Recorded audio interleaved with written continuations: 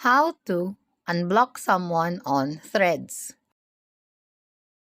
First, open your Threads app and go to your profile in the lower right corner of the screen. Then, click these two lines in the upper right corner of the screen to view settings. Now, select Privacy.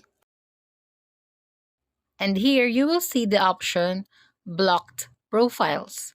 Simply click this so you can see the profiles and accounts that you have blocked.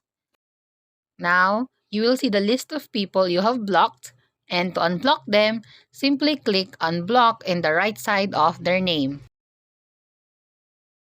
Click Unblock again, and that's it. You have successfully unblocked someone on Threads. Thanks for watching. Don't forget to like and subscribe.